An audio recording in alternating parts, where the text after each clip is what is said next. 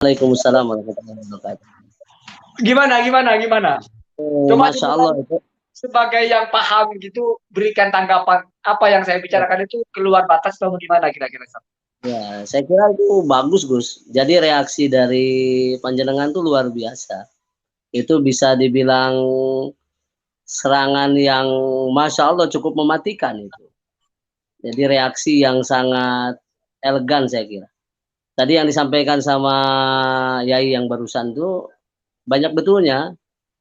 Gitu. Banyak betulnya. Sebetulnya mereka dari video-video yang mereka tampilkan itu aslinya untuk intern sebetulnya. Tapi karena mungkin fanatisme yang sudah masuk ke hati mereka dari doktrin-doktrin para asatid mereka, akhirnya mereka dengan semangatnya itu memotong-motong cuplikan, menyebarkan. Jadi halayak itu jadi banyak yang tahu.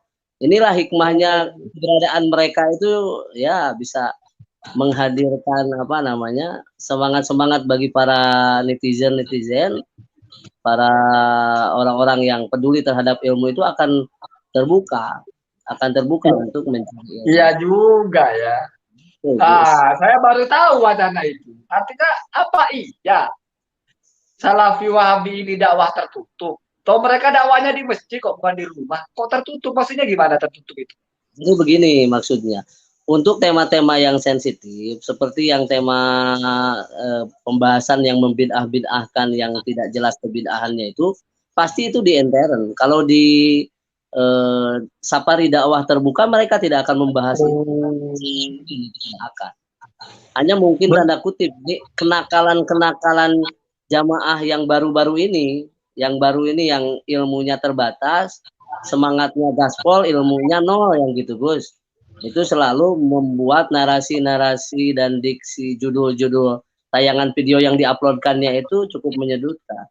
Tapi dari situlah hikmahnya yang dapat diambil oleh orang banyak itu, jadi akan lebih akan lebih mengetahui lah. Lebih mengetahui ini sisi mana ini yang kelirunya. Ya minimal membuat mereka penasaran. Gitu.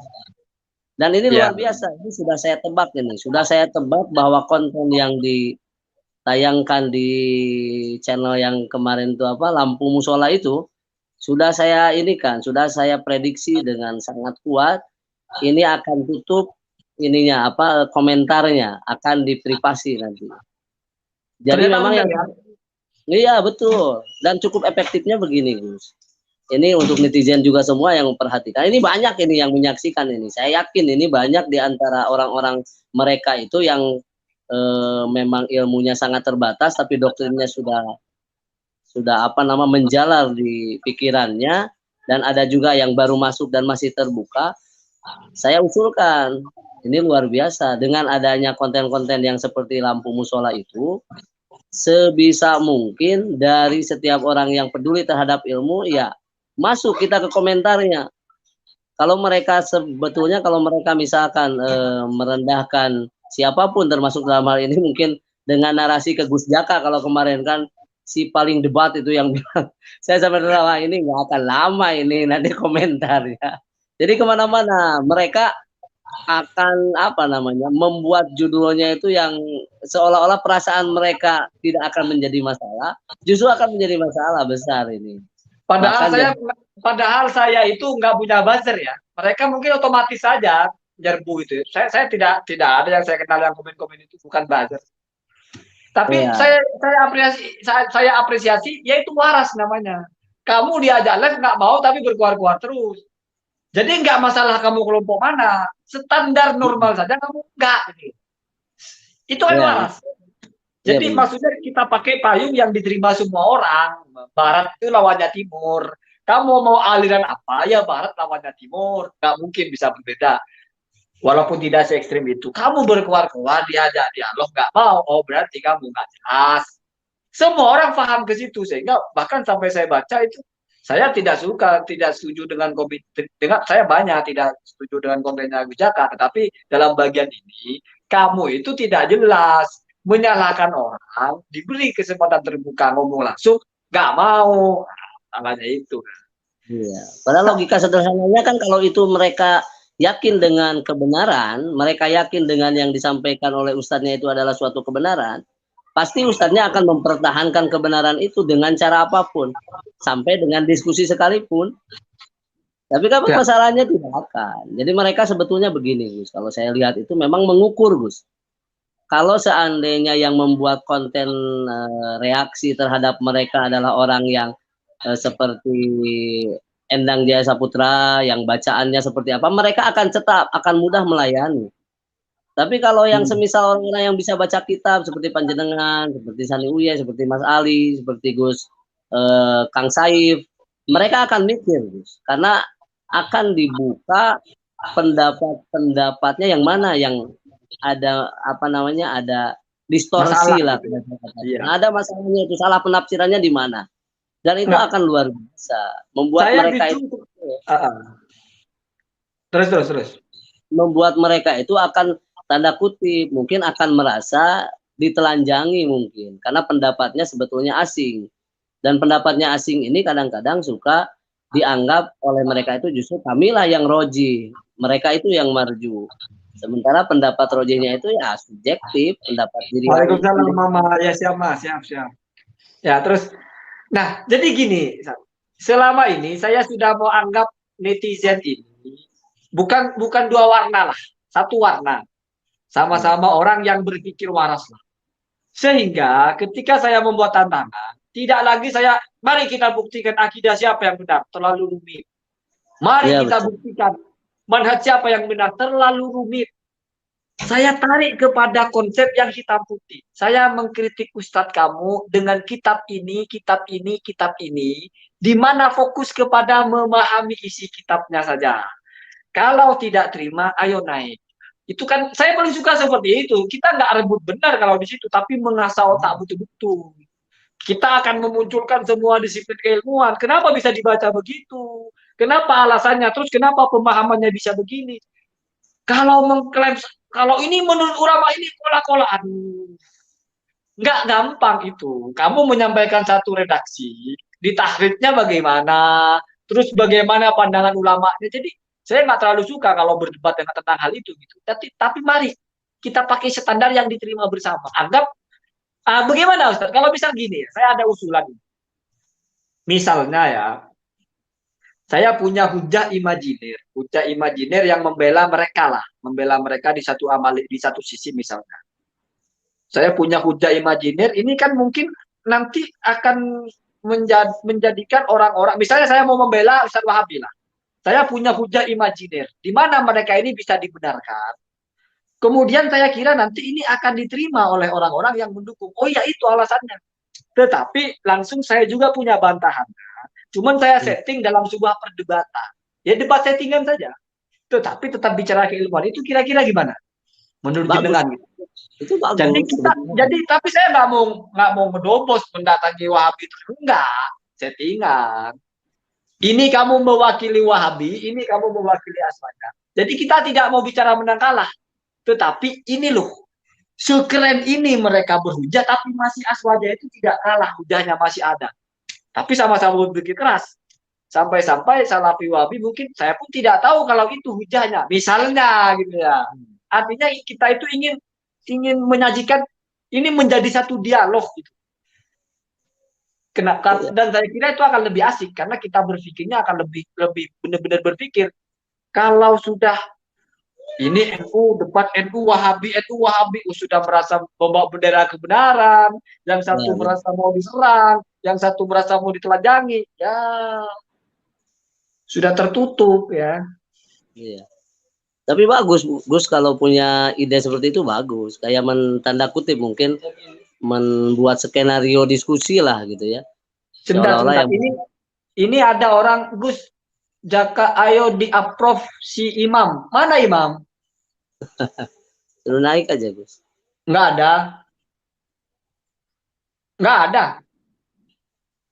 Terus nggak ada yang naik. Dari tadi itu yang naik itu senang saya, orang baru, orang Flores, Jamaah Tabligh.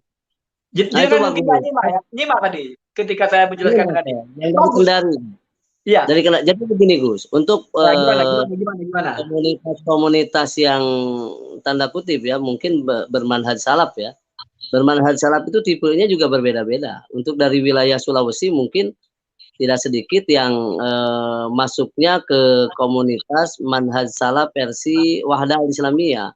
Dan itu luar biasa. Mereka dari sisi bersosialisasi dengan masyarakat manapun dia akan diterima karena tidak akan membahas hal-hal tadi, tidak akan membuat pancingan-pancingan membuat orang lain tersinggung, tidak ada.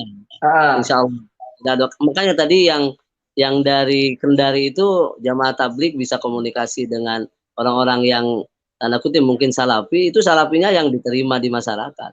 Justru yang menjadi permasalahan itu salafi yang memang tanda kutip yang selalu mudah untuk memponis. Jadi yang selalu mengedepankan bahwa yang berbeda pemikiran dengan dia itu berada di atas kesesatan. Jadi kalau saya lihat itu ada benarnya ucapan ini ya, wa ainur ridho an kulli aibin kalilah wa ainus tabdi al-masawiyah atau tubdi yang nampak yang buru-buru saja. Iya, jadi yang saya lihat itu memang mereka itu sebelum meneliti lebih dalam pendapat orang yang di luar kelompoknya, mereka sudah mengedepankan suudon dulu. Jadi mengedepankan suudon, oh mereka di atas kesesatan. Mereka kita di atas kita yang benar, sehingga ya susah masuknya. Sehingga yang saya pikirkan itu memang kalau ada seperti channel-channel Gus Jaga ini, ya siapapun yang menonton lepaskan dulu lah latar belakang apapun yang ada di kepalanya, baik itu salafi maupun ormas mau apa, lepaskan dulu, tapi kepada substansi ilmunya saja. Justru saya tidak pernah bawa-bawa NU. Saya juga selalu ingin kita bicara ilmu, bukan tidak satu golongan. Enggak, tadi saya teringat orang tadi itu menarik. Saya jadi kecocoran TV. Jadi kata dia, bagaimana kalau saya punya pandangan bahwa mereka yang isbat sifat itu khawatir ada orang menolak ayat Al-Quran. Nah, tapi bagaimana dengan orang yang tidak isbat sifat makna dohir itu khawatir tasbih? Saya kira itu sudah benar. Jadi sama-sama benar, tujuannya sama-sama benar. Kenapa harus dimaknai secara hakiki? Karena kalau nggak dimaknai itu berarti dinafikan. Itu kan tujuannya jangan menafikan, kan itu kalau di sisi dari sisi baiknya. Karena kalau menafikan sifat kamu jahmiyah. Yang satunya yang menolak, kenapa tidak bisa dimaknai secara dohir? Karena kalau dimaknai dohir nanti kamu tasbih. Sebetulnya ini kalau kita bicara rumpun secara resmi. Jadi kalau saya bicara rumpun resmi, berarti bukan saya bicara yang disampaikan ustadz-ustadznya. Karena bukan tidak mungkin mereka menyampaikannya sudah atas pemahaman mereka. Tidak bersumber dari kitabnya juga. Makanya saya ingat sekali kata Asyatibi. Semua manhaj, semua firqoh yang empat lah. Asy'ariyah, Maturidiyah, terus Asariyah yang tafwid makna, Asariyah yang isbat sifat, dohir. Itu semua tetap akhirnya itu tanzih. Tidak mungkin mereka mau menyerupakan Allah. Tidak mungkin mereka mau mensifati Allah dengan sifat makhluknya. Hanya kenapa yang terakhir ini sangat keras, harus isbat. Karena di pikiran dia kalau nggak isbat namanya tahdil. Jadi kalau yadullah kamu nggak bilang Allah punya tangan, tidak kamu yakin Allah bertangan, kamu berarti tidak percaya ayat. Nah kan itu kan. Nah pada akhirnya kata Asyatibi itu, kalau kita betul-betul dudukan itu, fahalla hadzal ihtilafu kahtilafil furu'. Ini nanti bisa menjadi ihtilaf furu' saja seperti dalam fikih pada akhirnya. Artinya nggak akan berujung kepada kafir dia kafir, enggak. Kalau sama-sama paham. Tapi kan makanya saya bilang kalau mau berdebat akidah butuh modal. Nggak bisa saya berdebat akidah kalau nggak ada modalnya, mau bicara apa. Kalau masalah bid'ah iyalah boleh lah, nggak ada modal boleh lah.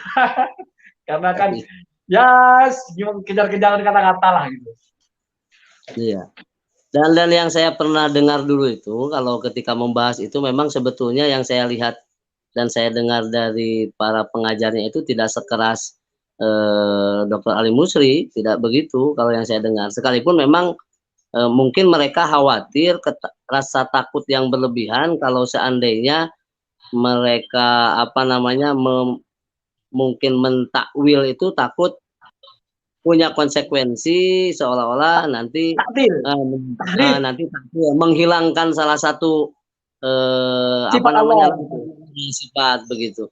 Dan ketika mereka menerangkan itu, mereka itu kalau tidak salah yang pernah saya terima dari pengajaran para masyayikhnya itu, menyebutkan apa namanya, Allah memang memiliki tangan, tapi yaliku bijalalihi wa adomatihi. Tangannya tidak sama dengan tangan manusia, yang saya sering dengar tuh begitu. Jadi inna lillahi yadun wa yaliku bijalalihi wa adomatihi. Dan itu tidak bisa diinikan. Kalau yang tidak salah saya dengar itu demikian. Lalu kalau saya melihat memang di YouTube yang kencang-kencangnya itu sampai apa namanya, menyalahkan yang tafwid sama takwil itu. Oh iya.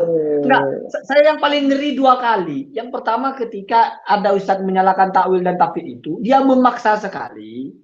Jadi Allah punya tangan itu, ya seperti tangan apa yang kita kenal gitu. Ada jarinya menggenggam. Wah, itu sudah parah sekali itu. Berarti ada fungsinya. Yaitu tangan seperti manusia, berarti cuma bentuknya nggak sama. Padahal maksudnya tangan tidak seperti manusia itu adalah al-makna al-muta'aruf bainana laisa muradahu. Ini dipakai oleh ulama manapun, oleh Imam Al-Baihaqi, oleh Ibnu Hajar, oleh Imam Nawawi, bahkan dalam tarjihnya Muhammadiyah. Jadi al-makna al-hadir fid ini laisa huwa al-murad yajibu al-iradu anhu. Kalau disebut, bahkan kalau bahasa Imam Ahmad, laisa kama arodu idaat laku aliyah. Jelas bahasa Imam Ahmad itu. Bukan seperti tangan yang tergambar di kepala mereka ketika mereka menyebut tangan. Ini kan dibedah. Orang kalau nyebut tangan, apa yang tergambar? Satu, anggota tubuh. Jarihah. Tidak akan kita sebut tangan kecuali menggambarkan anggota tubuh, loh. Mesti anggota tubuh, apa anggota tubuh? Berarti susunan dari sepotong tubuh, terus ada fungsinya, ada bagian-bagiannya. Itu yang ditolak. Jadi Allah punya tangan, tetapi bukan tangan yang kita kenal. Lalu seperti apa? Itulah namanya tidak ada seperti apapun. Makanya kalau Imam Baihaqi ini kan yang paling jenius-jeniusnya lah. Jadi beliau itu ketika bicara takwil, bicara takwil dalam istiwa, ketika ada riwayat soadah, inilah bedanya. Ulama dulu itu kan mereka ahli dalam tarjih juga. Ada riwayat dari Ibnu Abbas soidah, kata dia itu dalam kitab tafsir itu tidak kuat. Jadi nggak mengedepankan akal. Bil asar ditarik asarnya, dikelaskan gitu loh. Oh itu tidak sahih. Jadi sebelum kita kaji isinya, karena pakar dalam masalah mentaharis kan, ya, oh ini tidak sahih, doif. Ada yang sahih, yaitu ada bimana akbalah. Jadi istawa itu ditakwil menjadi akbalah.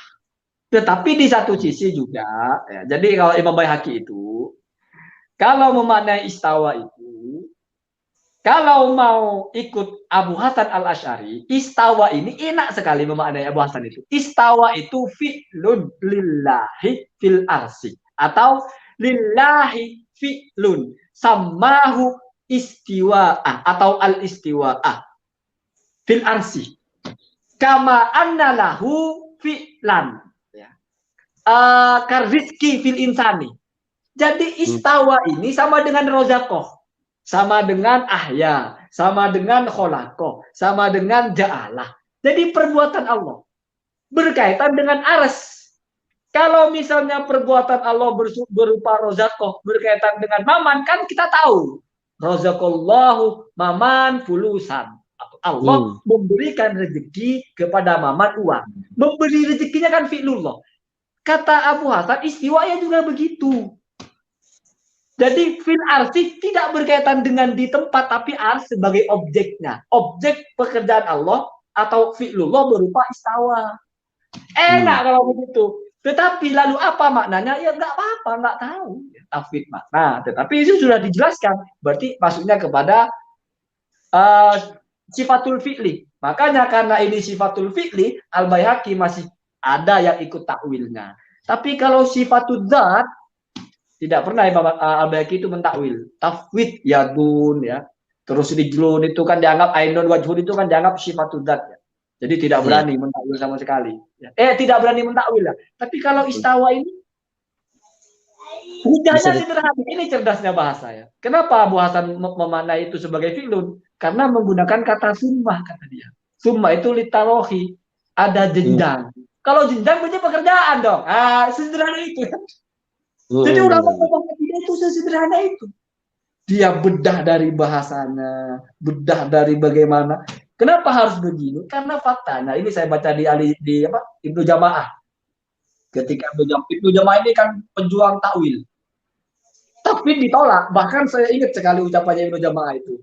Wa man qala annal yada sifatun wa la ya'rifu ma hiya illallahu fahuwa mardud. Orang yang mengatakan yadun itu sifat, tetapi tidak ada yang tahu maksudnya selain Allah, itu tertolak. Itu dia dalam rangka menolak tafsir makna dan wajib takwil. Kenapa? Karena sebelumnya sudah menolak orang yang memaknai secara dohir. Lalu ada orang yang motong di bagian itu Ibnu Jamaah aja menolak kok tafsir bil makna. Seolah-olah harus isbat sifat dohir. Padahal dua yang ditolak. Lucu mereka ini. Kadang-kadang ya.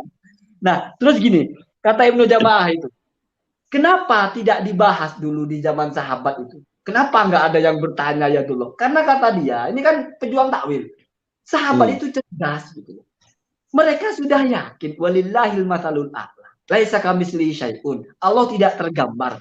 Ketika ada bahasa ya dulu, mereka langsung paham, tidak mungkin itu tangan seperti ini. Sudah. Sama dengan orang ngomong daun pintu. Tidak mungkin terpikir daun seperti di pohon. Jadi langsung otomatis takwil. Auto takwil. Bahasa Ibnu Jamaah itu. Mereka sudah cerdas. Orang bilang roksul mal. Tidak akan ini kepalanya harta. Enggak, sudah paham roksul di situ bukan mana hakiki, bukan kepala. Tetapi itu modal. Kenapa? Karena bahasa seperti ini juga misalnya alal arsy istawa. Tidak mungkin apakah berarti ini ars ini di atasnya Allah? Enggak. Kenapa? Karena itu untuk benda. Kalau bukan untuk benda, al-ilmu, al-adabu alal ilmi, al-adabu fawqal ilmi, nggak ada tuh yang mengartikan ini ilmu, ini adab. Artinya kita secara naluri itu menerima bahasa itu ditakwil otomatis. Makanya kata dia, sahabat nggak pernah bicara takwilnya. Kenapa tidak bicara takwilnya? Tidak perlu. Mereka sudah paham maksudnya. Itu ucapannya Ibnu Jamaah. Walaupun kalau versi Al-Baihaqi, justru karena sahabat la yatakallamu an ta'wilihi, maka mengambil jalur takwil. Ya kalau sudah tahu pemetaannya begini kan santai saja ya, kamu jalur yang mana. Toh ujung-ujungnya ya tidak mau menyerupakan Allah, tidak mau. Tetapi saya baca Mujassimah pun nggak lalu dianggap kafir juga. Mujassimah, Musyabbihah juga nggak lalu dianggap kafir. Musbitu al-jihad, musbitu al-makan nggak juga. Jadi apalagi saya ingat sekali ucapannya Imam Ghazali sama Imam Is, memahami hal-hal semacam itu memang tidak bisa bihil kotil basyariyah dengan standar kemampuan dasar. Tidak mungkin orang bisa paham ada adat yang tidak nempel dengan alam, tidak terpisah, tidak di luar, tidak di dalam, tidak bergerak, tidak diam. Dan ini memang tidak bisa dipahami illa man ittola'a fil adillah wal fikr. Falihada yuqtadaru an katirin. Maka ya dimaafkan kalau banyak yang tidak bisa menerima ini. Itu bahasanya Imam Is. Bahasanya Imam Ghazali juga. Memang gimana sih kita mau ada sesuatu tapi tidak di luar alam, tidak di dalam alam. Ghairu mubayyin, ghairu mamasin. Enggak terpisah, enggak nempel. Tapi kalau memahaminya gampang. Luar dan dalam itu adalah hubungan dua makhluk, dua objek. Mesti. Nempel dan terpisah itu mesti antara dua makhluk. Sebetulnya kita tidak perlu bicara Tuhan dulu. Kita bicara sifat yang kita bicarakan ini relevan nggak dengan objeknya. Misalnya tembok. Relevan nggak tembok lapar dengan kenyang? Enggak. Maka kita akan bilang tembok ini ya nggak kenyang, nggak lapar. Kenapa? Karena kenyang dan lapar tidak berurusan dengan tembok. Kenyang dan lapar itu berurusan dengan orang yang makan, tembok tidak makan. Lalu kalau Allah di luar alam atau di luar alam, Allah menyentuh alam atau tidak menyentuh alam, itu sifat makhluk. Allah bukan makhluk, maka nggak ada begitu. Setiap sesuatu itu ada, mesti ada tempatnya, itu makhluk. Itu keren Imam Ar-Razi menjelaskan ada 4 hal yang menetapkan bagaimana. Saya bahasakan yang paling sederhana saja. Jadi justru atas nama hierarki membedakan Allah dengan yang lain. Kalau yang lain secara tempatnya, Allah yang nggak ada tempatnya. Itu namanya tanzi. Kira-kira begitu, Gus. Iya betul. Jadi memang sebetulnya pembahasan ini Penutup ya, penutup.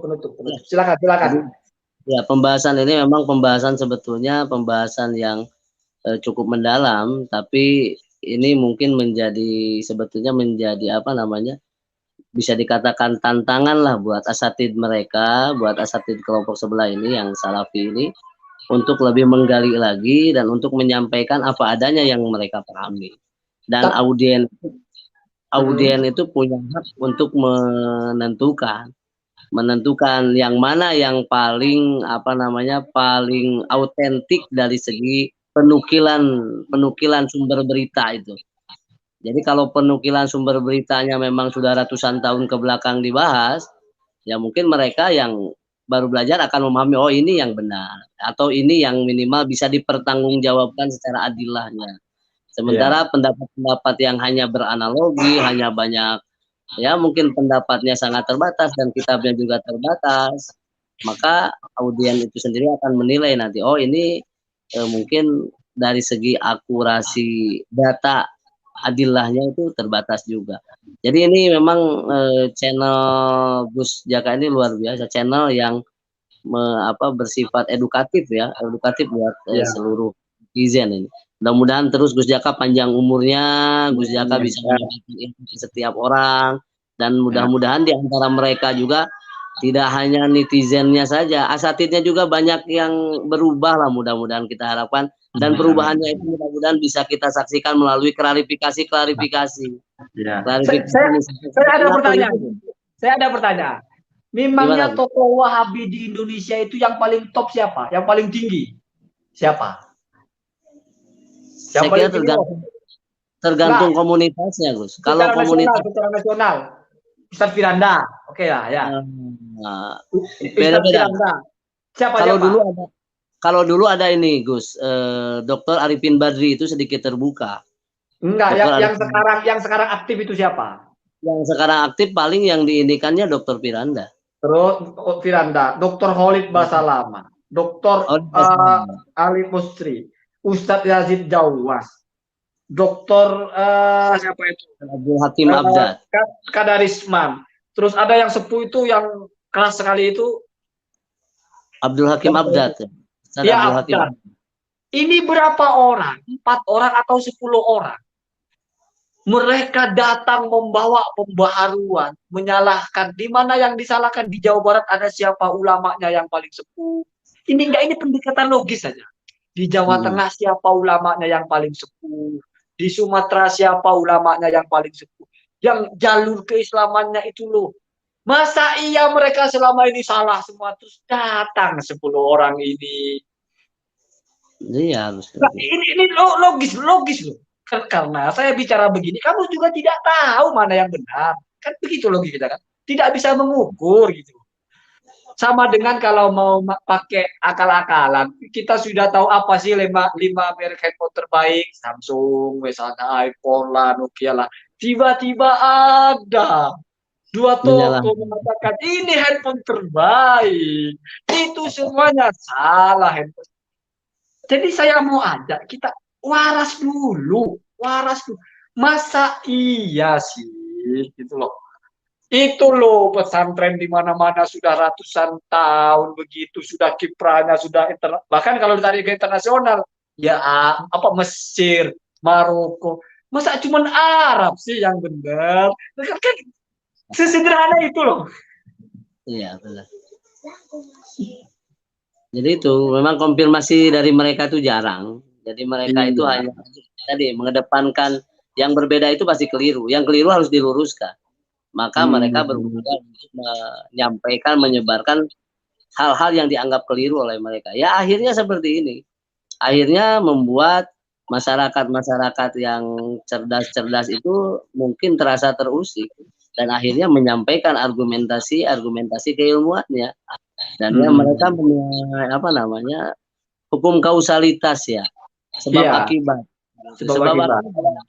Mereka itu kenapa sampai mereka banyak apa namanya dikritik karena ya mungkin mereka yang membuka peluang kritik memulai duluan. Mulai duluan. Tapi ini jarang-jarang Gus yang memang kalau dulu kan nyaris zaman teknologi ya, jadi nyaris tidak ada upaya untuk tabayun secara terbuka disaksikan oleh jutaan manusia. Dulu hanya terbatas, mungkin pernah ada dialog, diskusi, dijadikan tempatnya juga yang jauh, misalkan tidak di Jawa, apa di Riau, apa di mana. Kemudian di tempat-tempat yang lain juga terbatas, mungkin dengan undangan yang sangat terbatas jumlahnya. Tapi sekarang di media sosial itu sudah bukan alasan lagi orang debat itu harus bertemu tatap muka. Tidak. Saya kira online saja. Yang penting kita bisa. Kalau jaringan ini kurang bagus, saya carikan yang lebih bagus. Iya, nah, kan gitu. Tapi kalau tidak mau ya tidak mau, ada apa, susah sudah. Gitu. Makanya kemarin saya sempat banyak senyum juga itu di lampu musola itu, gimana itu kok sampai ya orang netizennya yang awam-awam itu komentarnya suka lucu-lucu. Makanya saya itu ada yang bilang Gus Jaka itu lihat laptop, mana laptop ngetiknya juga. Itu memang kedepannya lihat laptop. Ya memangnya kan ya benar juga sih. Memangnya kalau ada laptop terus bisa gitu. Iya, nggak keburu kan. Itu yang pernah dilihat di dalam channel mereka itu yang menyampaikan hujah itu dengan baca kitab sambil keliru baca kitabnya. Kemudian dia lihat, ya begitulah. Ya kualitasnya begitu. Kalau kata yang tadi Yai itu memang apa benar ini dokternya itu secara ininya, secara prosesnya. Iya. Ya begitu Gus. Cuma satu kekurangannya satu Gus. Apa itu? Kekurangan di mereka itu memang dalam hal sekalipun tidak semuanya. Kekurangannya itu dalam hal menguasai manzumah al-alfiyah Gus.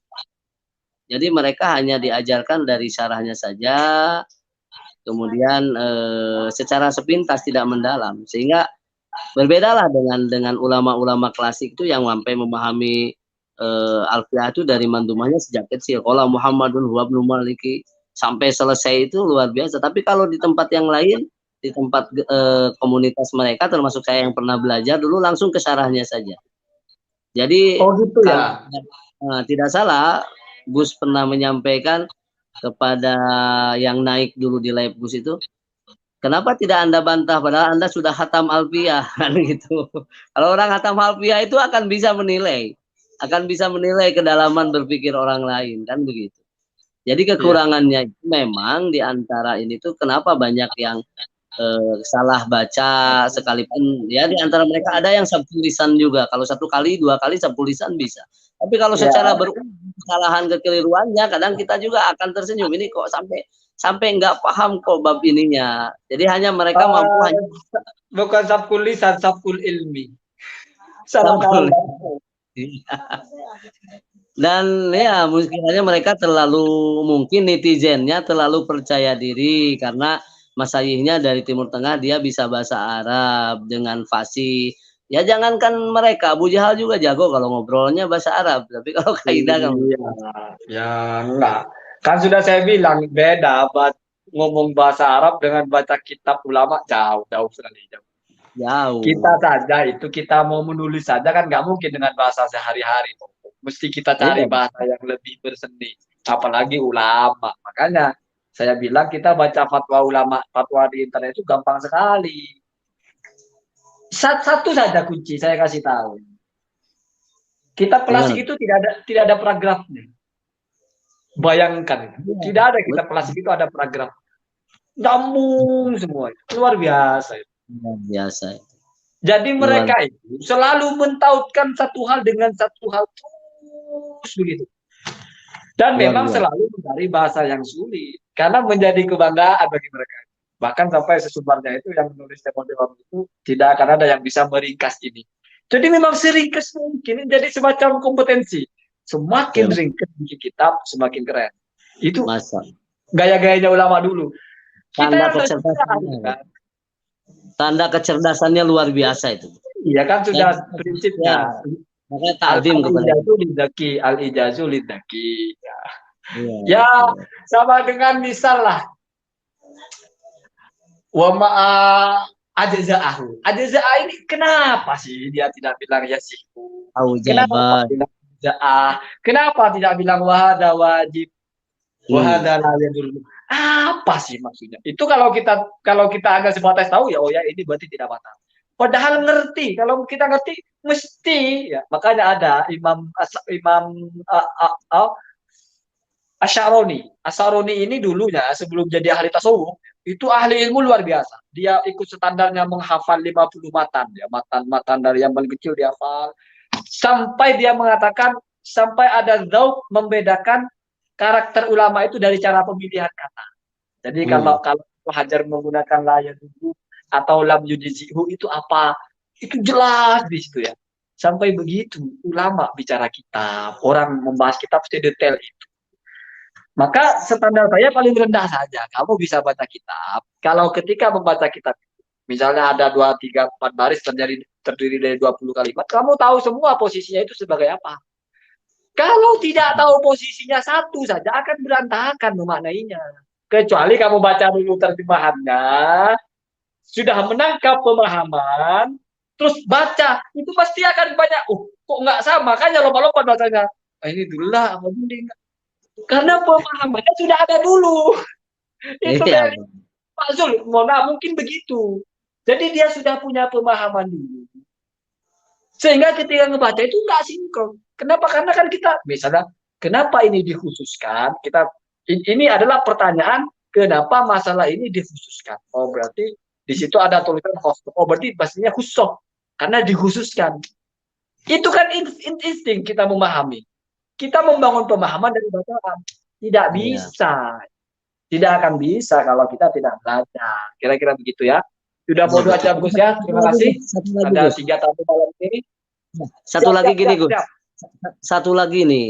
Mereka itu kalau yang pernah saya dengar tuh dulu memang pembahasan tentang fiqhul khilaf, mereka menyebutkan ikhtilaf itu ada dua. Ada ikhtilaf tabod, ada Hmm. ikhtilaf tanawu. Dan mereka jarang mengangkat kaidah yang dasar digunakan oleh para ulama itu yang ketika menyebutkan innama yungkarul mujma'u alaihi wala Wala yungkarul. yungkarul mukhtalafu fihi. Ini nyaris tidak pernah, seolah tidak pernah keluar itu. Oh, Apa enggak, disembunyikan, apa enggak. tidak. Oh, enggak. Wah, gimana ikhtilaf Nyaris tidak tanawu pernah itu kan terdengar, Gus. bukan Dari ikhtilaf komunitasnya. hukum. Hah? Dari komunitasnya itu nyaris tidak pernah terdengar. Jadi seolah-olah yang al-haqqu bayyinun wa kadzalikal batil, sehingga tidak ada, jarang menggembar-gemborkan tentang kaidah yang satu ini. Padahal Wa kaidah in itu kan kaidah tanazatum ya. Wa in tanazatum farduhu ilallah. jadi begitu. Memang itu jadi doktrin yang sampai kepada audien ya para orang-orang yang baru mengenal apa Islam itu memang tertarik gitu. Jadi seolah-olah hitam putih menghukuminya. Hitam putih, dan itu yang ada di mereka gitu. Yang ada di Oh mereka ya, itu Gus. jarang. Ada giveaway kaos ya. Iya, gimana tuh? Tapi hmm, sebetulnya saya mau kasih hadiah kepada yang berani naik baca kitab. Oh, bagus itu, Gus. Nanti Saya kasih disiapkan saya sama Gus yang kasih bukan kaos lah. Ya hadiah lah, ya kaos ya mestilah salah satu ya kaos. Tetapi mungkin ada hadiah yang lain. Entah saya kasih kitab makan ya mungkin, atau saya kasih apa gitu. Yang membantah saya itu bukan membantah, mengkritik saya. Oh, nggak harus menang lah. Menang lebih bagus. Mengkritik saya salah memahami. Kalau salah baca harkat, jangan. Salah baca harkat. Tabayanun dibaca, misalnya tabayunun dibaca tabayanun, bohong. Iya. Apa pula itu. Terus misalnya Hamid dibaca Humaid, ya sudah ya sudah. Bukan masalah besar kalau itu. Ya iya, itu yang enggak. Lagi pula saya mengkritik orang baca kitab itu bukan masalah salah harkat sih. Tapi dari Makna. cara membacanya, cara menyambung kalimatnya, cara memotongnya itu kan kita tahu ini nggak ngerti yang dibaca orang ini. Iya, betul. Ya, jadi gitu Gus ya. Siap, Sudah siap-siap. siap. Terima kasih Gus ya. Terima kasih untuk Sama-sama, semuanya. sama-sama. Siap. Barakallahu fiik. Amin amin. Alhamdulillah. Oke, siap siap.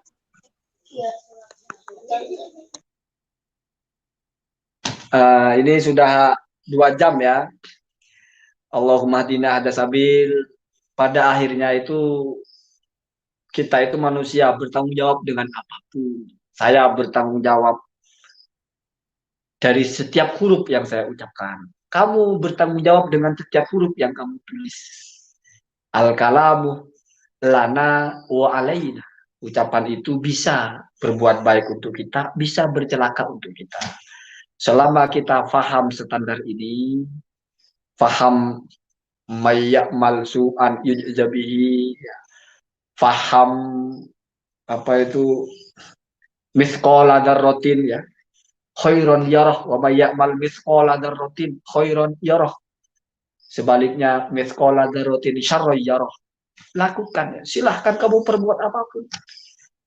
Nanti kita punya standar penghakiman, punya standar kita bertanggung jawab itu masing-masing. Kira-kira begitu ya. Biar kamu itu tidak menjadi orang yang seperti ada di ombang-ambing terus lupa diri. Jadi semua orang itu punya tanggung jawab. Sehingga kalau komentar, kalau kamu merasa berdakwah harus dengan komentar kasar, ya itu pilihan kamu. Tetapi kalau yang mungkin tidak tahu bahwa setiap tulisan pun ada urusannya, nanti ya berhati-hati. Saya tidak suka ada orang berantem di komentar saling bully itu. Karena saya itu tidak potongan orang yang bicara benar salah. Saya nggak suka bicara benar salah itu. Saya lebih suka bicara ilmu saja. Jadi kita bicara kitab, kita bicara, kok bisa kamu memahami begitu? Gimana alfiahnya? Gimana secara nahwu bagaimana? Terus gimana konsep dengan kitab yang lain? Kita mutolaah ya. Jadi namanya munador, saling mempertunjukkan atau saling menimpali gitu. Tetapi ala kulihal selama saya live saya bahagia karena banyak orang-orang baru lintas dari Muhammadiyah, dari Salafi, dari Jamaah Tabligh, apalagi yang dari kawan-kawan. Masalah kaos nanti saya buat konten ya, entah bagaimana caranya ya.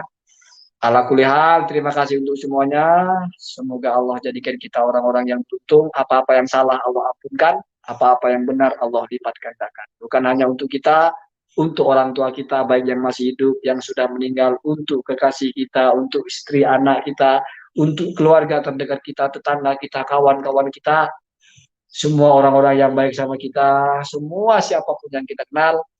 Allahumma alna min ahlil khair fid dini wad dunya wal akhirah. Dan Allah wa yakum ajmain. Saya tidak pernah punya kebencian kepada siapapun ya. Cuman kalau geli kadang-kadang ada, tapi tidak benci. Assalamualaikum warahmatullahi wabarakatuh.